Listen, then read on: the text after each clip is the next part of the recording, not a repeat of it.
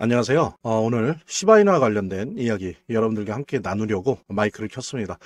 지금 기사 제목을 보면 시바이누가 5년 전 패턴을 반복 중이래요. 내년 목표는 0.01달러다. 라고 얘기를 하는데 어쨌든 우리 시바이누에 대한 좋은 전망을 하고 있으니까 여러분들이 한번 확인해 보려고 해요. 여기서 얘기하는 건 이런 겁니다. 20년대와 패턴이 비슷하다는 거예요. 패턴에 대한 연구는 분명히 필요합니다. 자산의 사이클이라고 하는 부분이 있기 때문에 사이클이라고 하는 측면에서 정말로 현미경 보듯이 미세하게 들어가지 않는 한은 패턴이 좀 비슷하게 나타난 건 사실이거든요. 최근 이제 한 달 동안 20% 정도 넘게 밀린 가운데 바닥 신호가 강화되고 있다고 보면서 2020년도와 흡사하다. 그러면서 기회 앞에서 성급한 비관론이 늘어서는 안 된다. 저도 그렇게 생각을 합니다. 지난 30일 동안 20% 하락했고 올해 들어선 62% 밀렸지만 이 분석가가 이러한 가격 패턴이 2020년 8월 고점 이후 120일간 이어졌던 99% 급락 구조적으로 닮아있다 라고 얘기를 해요. 구조적으로 닮아있다. 그럴 수 있겠죠. 근데 중요한 거는 저는 이런 게 닮아있기 때문에 기회가 올 것이다 라는 식의 얘기는 저는 조금 너무 결과론적이 아닌가 싶고요. 오히려 지금 봐야 될 거는 사실 유동성입니다. 유동성. 그러니까 유동성이 들어오느냐 안 들어오느냐, 그리고 이것이 얼마 정도의 양으로 들어오느냐, 그리고 속도는 어떻게 될 거냐라고 하는 거, 사실 이런 부분이 중요한 거거든요. 그래서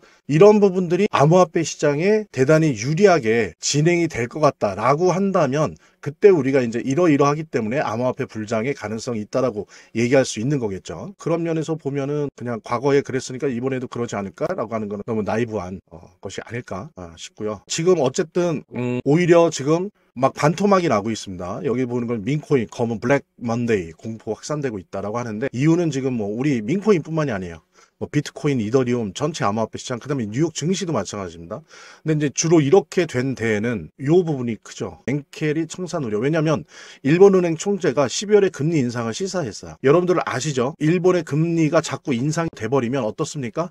이 싼 일본의 이자를 가지고 사실은 미국을 중심으로 한 자산시장, 전 세계 자산시장에 돈이 엔화 자금이 많이 들어가 있단 말이에요. 워낙 싸니까요, 금리가. 프로도 안 되고 그러지 않습니까? 그런데 이제 금리를 올려버리면 어떻게 될 것 같아요? 이렇게 특히 미국을 중심으로 한 전 세계 자산시장에 들어가 있는 엔화 자금이 다 되돌아갑니다. 그래서 일본 국채 등으로 되돌아가는 거죠. 그러면 이제 나머지 일본 국채를 제외한 세계 글로벌 자산시장의 하락, 이런 거가 무서운 거죠, 지금.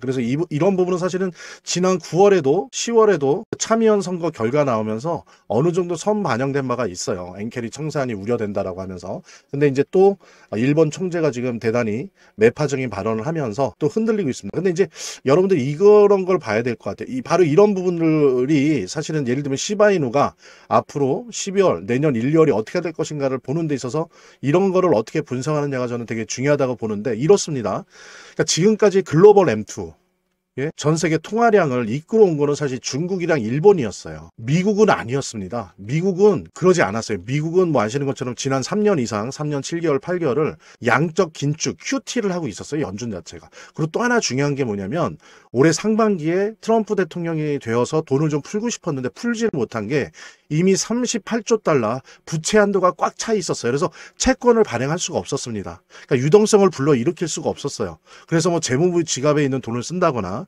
공무원 연기금 안에 있는 돈을 쓴다거나 이런 식으로 땜빵을 해오다가 이번 7월에 의회 허락을 받아서 그때 BBB법, 그죠? The Big Beautiful Bill. 그래서 아름답고 큰 법안, 요게 이제 통과가 되면서 부채 한도가 약 한 7조 달러 정도 이게 여유가 생겼거든요. 그래서 지금 하반기에 재무부가 채권 발행을 하기 시작했어요. 7월부터. 근데 이제 셧다운이 되면서 그런 부분이 이제 유동성 경색으로 결과되고 이런 면이 이제 변수가 좀 있긴 했는데, 중요한 건 뭐냐면 제가 말씀드리려고 하는 건 그동안 글로벌 M2는 중국과 일본이 이끌어왔다. 미국의 눈치를 보면서 너 빨리 해. 언제 하겠지 이러면서. 근데 이제 드디어 미국이 전반기 부채 한도가 안 돼서 돈을 못 부리다가 하반기에 이제 7조 달러 정도의 요게 생겼고, 연준도 뭡니까? 이제 QT를 중단하잖아요.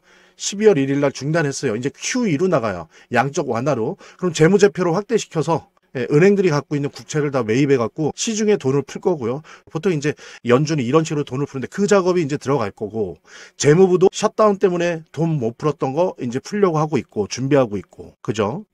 그 다음에 또 이제 금리를 12월, 지금 JP모건조차도 그렇게 예상하고 있지 않습니까? 12월, 1월, 4월 연속해서 금리 인하 할 거다. 이제 이렇게 되면 MMF에 있는 대기 자금들도 다 뛰쳐나오겠죠. 못해도 MMF에 지금 7조 달러 정도가 있으니까 한 20, 30%에서 2조 달러 전후로 한 돈이 시중 시중에 나올 겁니다. 이랬을 때 이제 유동성이 엄청나게 풍부하게 된다는 부분들. 그래서 이제 드디어 중국과 일본이 유동성을 하다가 이제 바톤 터치하는 거죠. 이제 진짜 주인공이 나타나는 거예요. 그래서 글로벌 M2가 미국 때문에 이제 엄청나게 늘어날 것이다.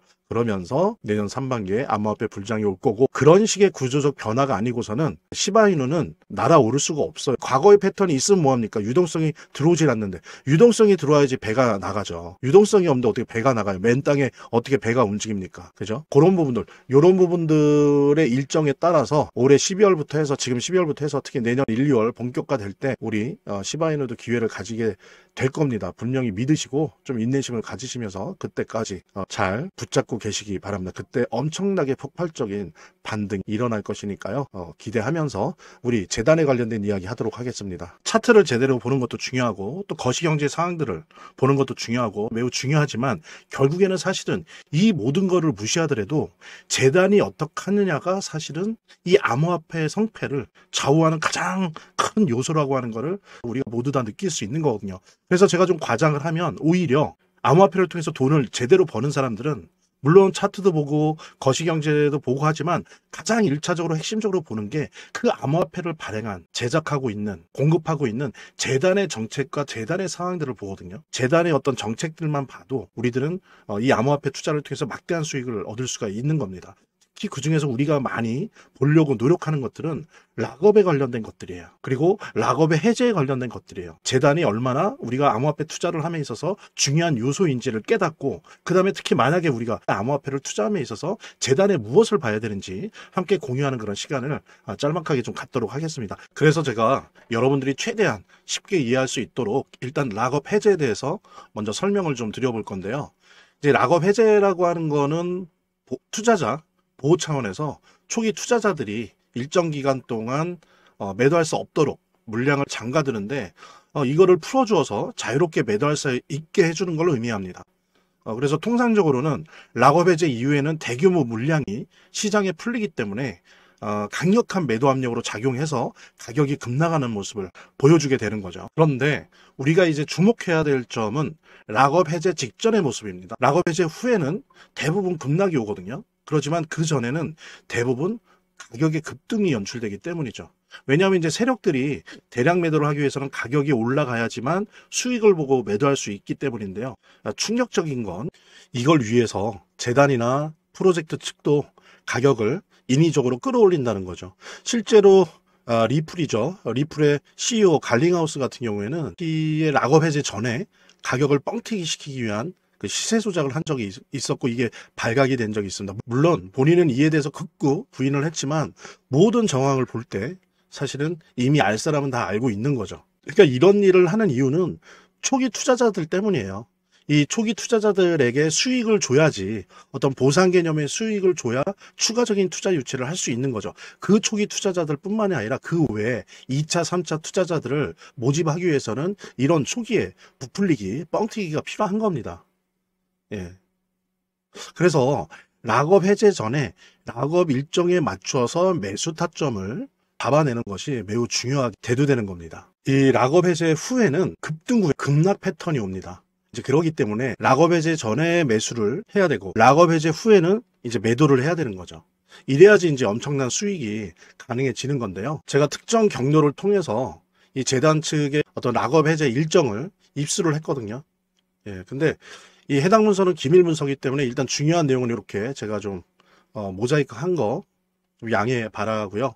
그러니까 이 문서에는 이제 재단 측의 락업 일정부터 물량, 목표가까지 모든 것이 나와 있습니다. 그래서 해당 일정에 맞춰서 상반기, 하반기 이렇게 나뉘어져 있는데, 해당 일정에 맞춰서 세력들은 가격을 끌어올리고 그 다음에 이제 매도를 하겠죠.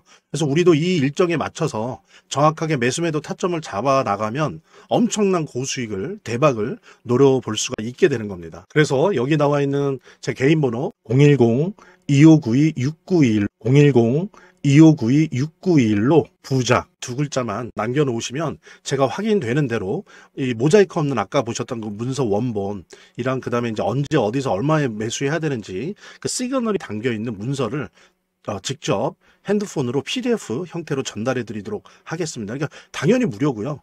자, 오늘 영상은 이쯤에서 마무리하고요. 다음 시간에 더 좋은 영상으로 인사드리도록 하겠습니다. 감사합니다.